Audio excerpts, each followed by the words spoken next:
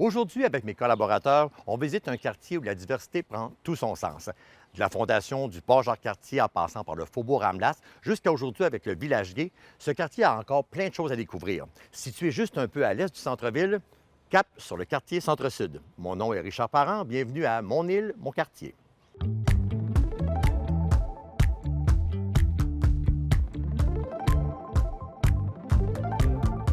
Benjamin, il y a des moments marquants qui ont tracé l'histoire du quartier Centre-Sud. Et ce qui me vient en tête tout de suite, c'est, par exemple, la brasserie Molson, qui est quand même une institution. Oui, c'est vrai, tu as raison. Cette brasserie, c'est une vieille brasserie en Amérique du Nord, fondée en 1786 par John Molson. C'est un immigrant anglais qui est venu et puis qui a fondé cette fondation qui aujourd'hui existe toujours. C'est une bière qui est très connue et puis vendue. Mais maintenant, ils ne sont plus sur le terrain qu'il y avait présentement. Non, ils ont déménagé. Hein. Ils sont attendus à Longueuil, je crois. À Longueuil, c'est ça. Et là, ça me fait donner une idée. On parle de Longueuil, évidemment, on parle de l'icône qui est le pont Jacques-Cartier. Ça aussi, ça a marqué aussi le quartier Centre-Sud. Tu as bien dit le mot, c'est l'icône. Pourquoi? Parce que c'est un pont qui dessert la rive sud, qui permet aux citoyens montréalais d'aller à la rive sud, vice-versa. Et puis, c'est un pont qui a été inauguré en 1930 et qui aujourd'hui fonctionne toujours. Avant, on appelait ça le pont du Havre et puis c'est devenu le pont Jacques-Cartier. Après, avec 3 voies. Et on peut dénombrer 115 000 véhicules qui passent par jour. Donc c'est énorme. Hein? C'est de la voiture. Et là, tout près du pont Jacques-Cartier, il y a un quartier qui a complètement disparu. C'est un quartier qui, dans le temps, qui était quand même qualifié de défavorisé. C'était quand même un quartier qui était quand même assez grand, qu'on appelait le faubourg Ramlas. Ça a complètement disparu, les gens ont été expropriés. Qu'est-ce qui s'est passé avec ça? Qu'est-ce qu'on a fait avec ça? Jusqu'en 1963, le quartier existait, le faubourg Ramlas, et ensuite, il y a eu des démolitions. Certes, ils ont exproprié les citoyens qui habitaient là. Pourquoi ils ont fait les démolitions? C'est pour construire justement le pont Jacques-Cartier. Et ensuite, il y a eu une deuxième démolition qui a servi à bâtir, à construire la tour de Radio-Canada. Il y a un endroit aussi très particulier, c'est la prison du Pied-du-Courant, où on est présentement. Raconte-moi un peu l'histoire de cet endroit-là. C'est fascinant. Pourquoi? Parce que on appelle ça la prison des Patriotes au Pied-du-Courant, qui est un édifice patrimonial classé comme site historique. Pourquoi? Parce que ça a servi de lieu d'exécution des patriotes ici. Aujourd'hui, ce site héberge Télé-Québec et puis la SODEC. Et ça fait la fierté des citoyens pour venir ici. Et on a aussi une partie où on est présentement, qui est le musée. C'est ça, justement. Il y a également aussi un autre musée historique dans le quartier Centre-Sud. Il s'agit justement de l'écomusée du Fier-Monde que ma collègue Claudine est allée visiter. Alors, je vous invite à regarder ce qu'elle va nous proposer. Alors, on y va. L'écomusée du Fier-Monde est un musée d'histoire, un musée citoyen, ancré dans un territoire montréalais que l'on nomme le Centre-Sud. Donc, un vieux quartier qui a une riche histoire industrielle ouvrière, qui est devenu un quartier populaire par la suite. Et l'écomusée se veut un témoin privilégié de l'histoire de ce quartier-là, de son présent et de son avenir également. La mission de l'écomusée du Fier-Monde est de mettre en valeur l'histoire et le patrimoine du Centre-Sud en impliquant la population locale. Donc, on a une programmation assez variée. Parfois, on présente des expositions à caractère historique développées avec des ressources universitaires et parfois, on a des projets participatifs qui impliquent la population locale. Alors, notre objectif, c'est d'être des témoins de l'histoire de ce quartier-là, de sa vie présente et aussi de nous intéresser à l'avenir, de contribuer à l'avenir du quartier. En fait, l'écomusée est issu du mouvement communautaire qui a émergé dans le quartier Centre-Sud dans les années 60-70. Donc, à la fin des années 70, il y a des gens du quartier qui souhaitaient doter le quartier d'un équipement culturel pour mettre en valeur son histoire et son patrimoine. Et là, l'idée a germé de créer un musée et plutôt un écomusée. Le concept des écomusées, en fait, ce sont des territoires qui sont mis en valeur avec la contribution de la population locale dans un objectif de développement de ce territoire-là. Donc, l'Écomusée du Fier-Monde a été créé en 1980 et au départ, il n'y avait pas de lieu de diffusion permanente. Donc, ils occupaient des locaux à différents endroits dans le quartier, développaient parfois des expositions qui présentaient ailleurs que dans leurs locaux. Et en 1995-96, l'Écomusée a été accrédité par le ministère de la Culture et des Communications du Québec, donc a obtenu un budget de fonctionnement et est parti à la recherche d'un lieu de diffusion permanent. Et à cette époque-là, plusieurs bâtiments étaient ciblés dans le centre-sud et finalement, c'est le Bain Généreux qui nous a permis de développer vraiment notre lieu de diffusion. Le Bain Généreux, qui est un bâtiment qui a été construit en 1927, qui était un bain public, donc qui permettait aux gens du quartier d'avoir accès à un endroit où se laver adéquatement. Donc, la piscine a été en opération jusqu'en 1992 et ensuite de ça, la Ville a abandonné le bâtiment. Bon, elle l'a occupé, elle l'a entretenu, mais il n'y avait plus sa fonction de loisir, donc il n'y avait plus la piscine. Et la Ville cherchait une nouvelle vocation. Alors, avec les besoins de l'Écomusée du Fier-Monde, qui souhaitait avoir un lieu de diffusion permanent, bien, on s'est entendu avec la Ville en vertu d'un bail amphithéotique sur 40 ans. Et donc, l'Écomusée a pu s'installer ici, a pu installer ses projets ici, dont son exposition permanente, qui propose un survol de l'histoire du Centre-Sud.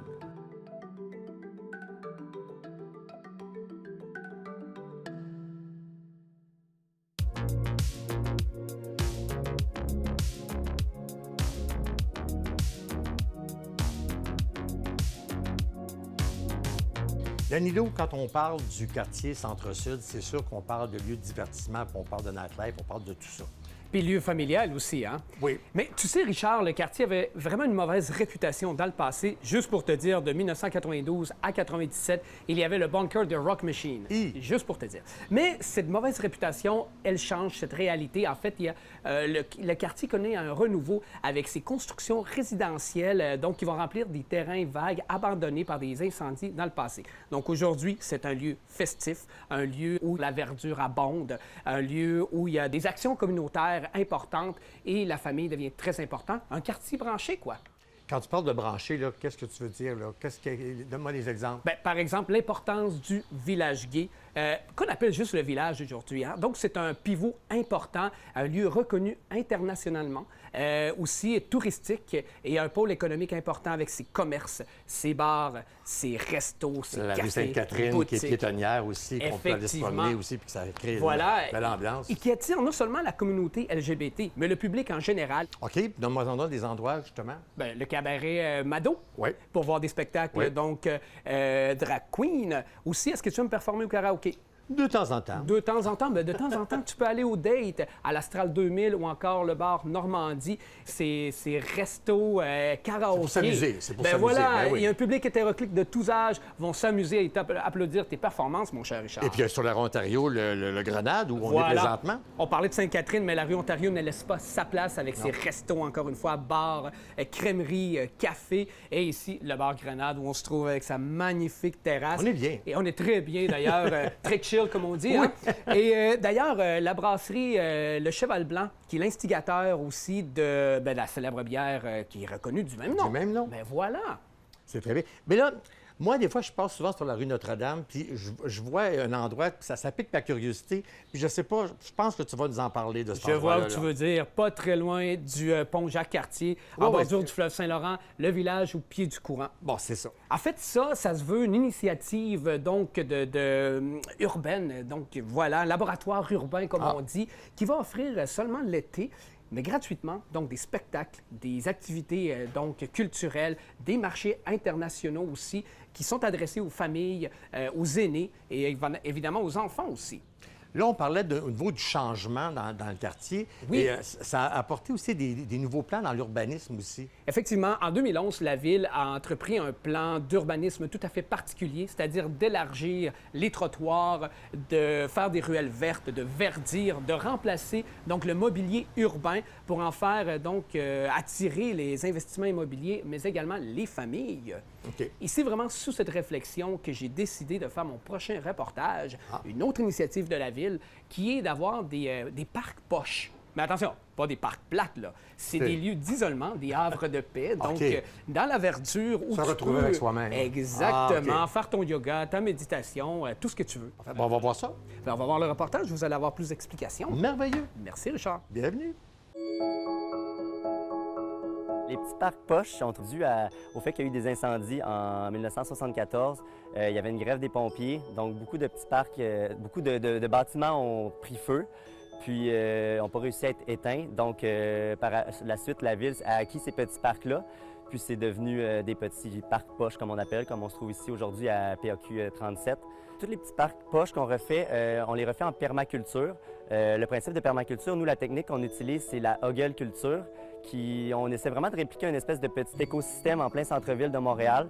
C'est de la culture sur butte auto-fertile qu'on appelle aussi. Si on regarde autour de nous, c'est vraiment des buttes. En dessous de ça, ça se trouve être des bûches de bois, du branchage, des rebuts de gazon, des feuilles mortes. Tout ça est empilé en couches, puis sur le dessus de ça, on met de la terre, puis on fait nos plantations sur ça. Il y a tout plein d'avantages à faire ce genre de culture-là. Puis je pense qu'on est un peu innovateur dans ça à Ville-Marie. On a été ceux qui ont lancé le projet, puis de plus en plus, il y a des arrondissements qui s'intéressent à ça également, là. La permaculture, ça permet de diminuer de beaucoup l'entretien. Non seulement on va faire beaucoup moins de désherbage, on laisse également les mauvaises herbes sur place parce qu'on prend la mauvaise herbe pour pousser, elle a pris certains matériaux dans le sol, certains nutriments dans le sol, puis nous, on veut le redonner au sol, donc on laisse tout simplement la mauvaise herbe sécher à côté de où on l'a arrachée. Comme on voit autour de moi, il y a des buttes en ce moment, mais si on revient dans 10 à 20 ans, toutes ces buttes-là vont avoir baissé puisque la décomposition va s'être accélérée, puis les végétaux vont presque être rendus au niveau du sol, là. Donc, je dirais que les parcs en permaculture, c'est eux qui nous demandent le moins d'entretien dans tous nos parcs. C'est une des raisons pourquoi on essaie de pousser d'avoir de plus en plus de parcs en permaculture. On essaie vraiment d'utiliser des plantes autant indigènes comme la capillaire du Canada que vous voyez là. On a du gingembre sauvage, on a des cornouillers à feuilles alternes. Bref, on va vraiment utiliser des plantes indigènes, mais en plus de fleurs ornementales, de plantes ornementales, parce qu'on veut faire quand même quelque chose de beau avec des floraisons qui vont succéder, puis qui vont attirer les pollinisateurs toute la saison estivale également. Ici, on retrouve à l'arrière de moi la cabane à papillons, qui est vraiment une petite cabane que les papillons vont pouvoir aller passer l'hiver. Il y a une section d'écorce au fond de la cabane, donc les papillons peuvent rentrer dans la petite cabane puis aller passer l'hiver à l'abri des prédateurs là. Il y a également une cabane à insectes aussi, qui va vraiment être un hôtel à insectes qu'on appelle, qui est un refuge pour les insectes. Puis également, on a des cabanes à oiseaux aussi qui vont leur permettre de venir nicher dans le parc, là. Dans Centre-Sud, on trouve 9 parcs qui ont déjà été faits, puis on en refait 2 à 3 par année qui s'ajoutent à la liste, là. Étant horticulteur, je peux dire que l'avantage vraiment de ces parcs poches-là, c'est de créer des îlots de fraîcheur à des endroits qui n'en a pas.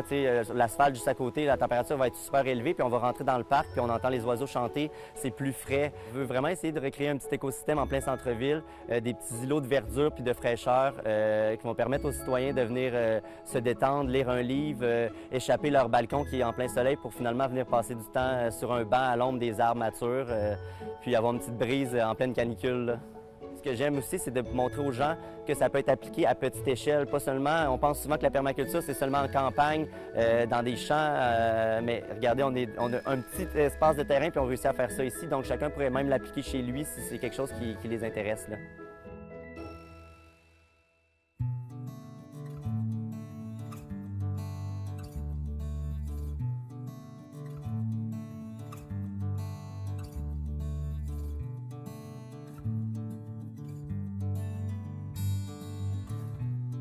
Le quartier Centre-Sud regorge d'organismes de toutes sortes. On n'a qu'à penser à l'itinéraire dans la rue.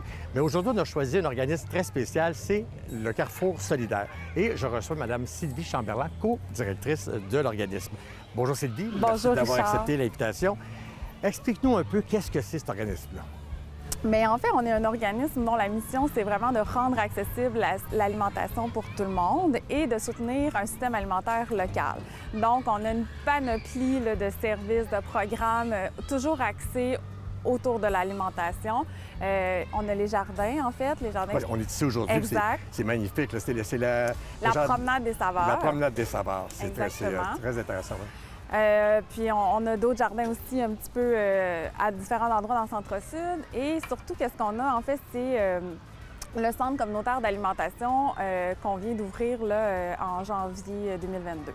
Et quelles sont les activités que vous offrez? Parce qu'il y a quand même plein de services que vous offrez là-dedans. Ouais. Là. Donc, on a vraiment beaucoup de programmes. Là, on a des programmes... en fait, tous nos programmes a à cœur, en fait, de rendre accessible l'alimentation. Donc, on va avoir, par exemple, là, je parle des jardins, les participants vont repartir avec des récoltes à la fin des séances de jardinage. Ça, c'est des gens qui viennent, ils vont venir cultiver ici, puis ils peuvent repartir avec les aliments. Okay. C'est des résidents, des personnes qui sont membres du Carrefour. Et on a, par exemple, le programme de coupons alimentaires qui s'appelle la carte proximité fermière et solidaire, qui est un programme, en fait, de coupons prépayés, d'achats prépayés. Et les gens peuvent venir acheter dans les marchés solidaires ou les points de service qui sont partenaires. Ils vont venir, en fait, faire leur achat puis choisir les aliments qu'ils veulent mettre dans leur panier. Ça, c'est un de nos gros programmes. On a aussi des programmes éducatifs comme Ma famille en santé, aussi qui est un programme avec parents-enfants pour vraiment comme décortiquer l'assiette. Moi, j'ai trouvé ça intéressant parce que j'ai vu faire un petit tour avant, Oui. puis j'ai vu ça, puis j'ai trouvé ça super intéressant parce qu'on inclut les enfants aussi, les familles. Oui, on a aussi d'autres. On a fait beaucoup d'activités culinaires, là. On a des cuisines collectives. On va aussi se déplacer dans les organismes. On va inviter des groupes d'organismes aussi dans notre cuisine communautaire. On a un programme aussi de cuisine de production là, pour éviter que tous les invendus de l'épicerie et du marché, qui est notre autre programme, se retrouvent au gaspillage alimentaire. Puis là, un service que vous offrez, puis c'est votre bébé, c'est les 3 paniers. Expliquez-moi un peu, c'est quoi le concept de ça? Oui, les 3 paniers, c'est un nouveau, c'est notre dernier là, programme en fait qu'on vient d'ouvrir. Ça, puis les repas communautaires là, qui se sont quand même juxtaposés. Donc, les 3 paniers, c'est une épicerie populaire à 3 paliers de prix. Donc, on a un prix solidaire qui est en fait un prix qui pratiquement pas de profit ou même que sur certains produits, là, sur certains aliments, on va venir subventionner. Par exemple, pour les œufs, on va venir subventionner ces produits-là pour que ce soit plus accessible en fait pour les personnes à faible revenu. On a le prix suggéré, qui est des aliments, en fait, avec une marge de profit raisonnable dans un programme d'économie sociale. Et on a le prix au suivant avec une marge un petit peu plus grande pour venir balancer le prix solidaire. Donc ça, c'est tout ça, ça se passe là, dans le fond 2375 Sainte-Catherine, dont vous êtes venus déjà visiter. Ouais. Puis les personnes viennent, font leur épicerie. Ils vont choisir leur aliment, puis c'est à la caisse que les 3 prix vont s'afficher, puis ils vont choisir le prix qu'ils veulent payer parce que bien, l'alimentation, la facture d'épicerie, c'est là où il y a le plus grand élastique, en fait.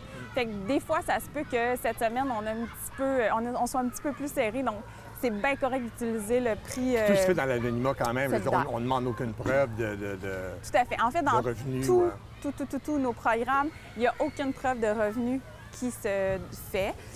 Nous, en fait, l'épicerie et le marché, c'est vraiment des problèmes d'économie sociale. Donc, ça fonctionne comme un commerce. Vraiment, tout le monde est le bienvenu à participer à venir acheter, en fait, à venir consommer. Mais pour nos autres programmes, tout le monde est bienvenu.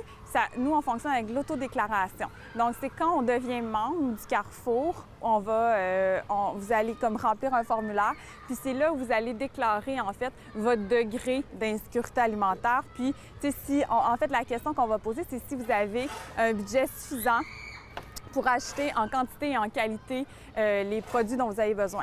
Fait que là, ça va être parfois toujours c'est bien encadré, c'est bien dirigé, c'est ça? Oui. Puis c'est tous nos systèmes. En fait, nous, on fait partie d'un centre communautaire d'alimentation du Canada. Et tout ça, ça vient avec la formation, de l'évaluation, beaucoup d'accompagnement, beaucoup de réseautage aussi. Bien, Sylvie, merci beaucoup. C'est très intéressant, très inspirant. Puis on va aller vous faire un tour, puis on va aller magasiner, puis on va aller acheter des bons aliments. Merci beaucoup, Sylvie. Merci, ça m'a fait plaisir.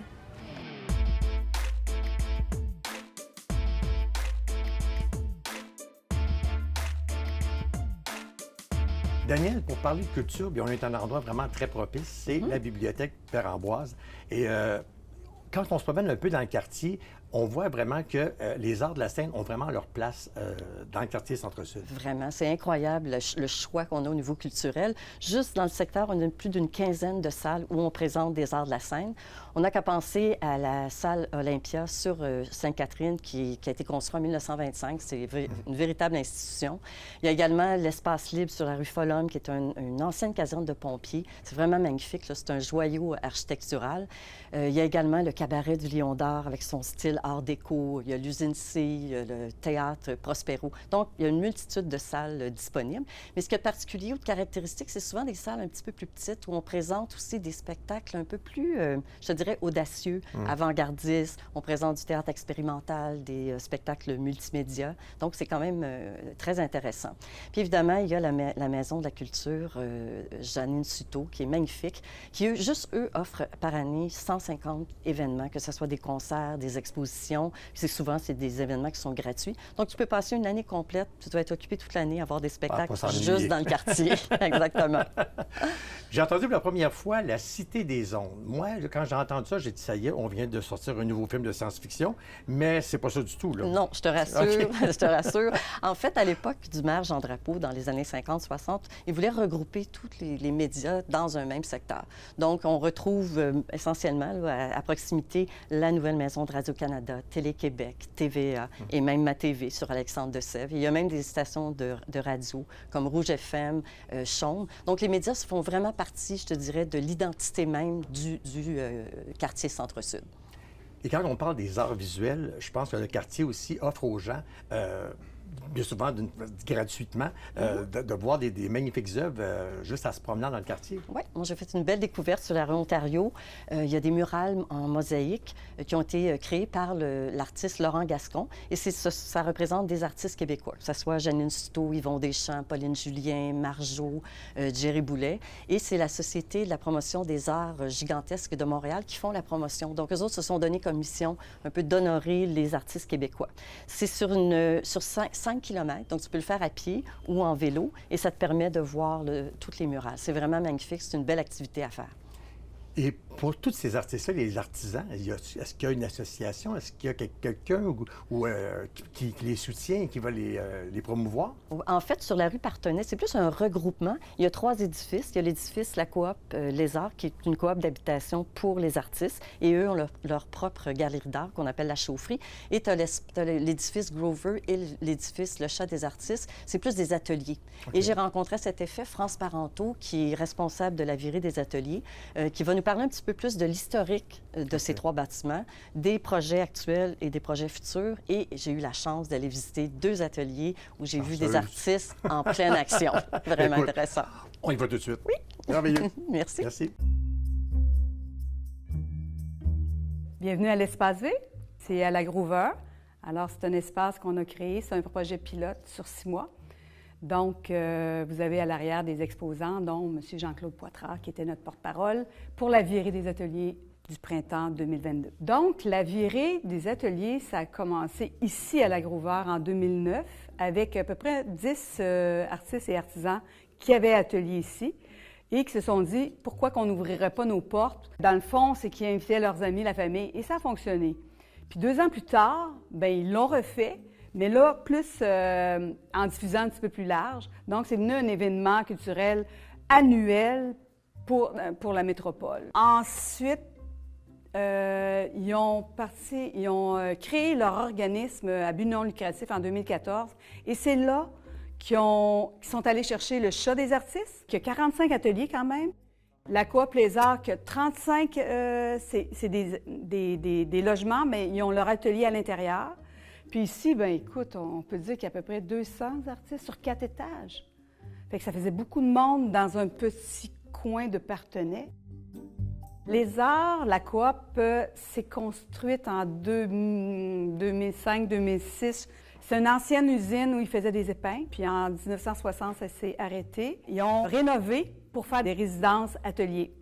Donc, il y a 35 artistes. Il faut que tu sois artiste pour appliquer là. Le Chat des artistes peut être pas mal n'importe quoi, mais c'est plus en cinéma, en art visuel, en métier d'art. Ici aussi, la même chose, mais on voit qu'il y a beaucoup plus de jeunes qui arrivent là. Mais Ça, c'est plus face à l'espace public. oui, mais il n'y a pas juste ça, c'est qu'il appelle ça écran art. Il va y avoir 2 écrans, il va y avoir de la diffusion des artistes de la Groover, du chat, de la Coop Les Arts. Ça va être du vidéo d'art et aussi de la photographie, mais qui va être diffusée 24 heures sur 7. Il y a l'arrondissement Ville-Marie, qui est notre collaborateur, très grand partenaire. Il y a les voies culturelles des Faubourgs, qui est aussi notre très grand... Ça, il faut le dire, parce que c'est vraiment eux qui nous aident financièrement et qui nous supportent dans ce beau projet. C'est vraiment... Ça va être très beau, ça va être vraiment le fun.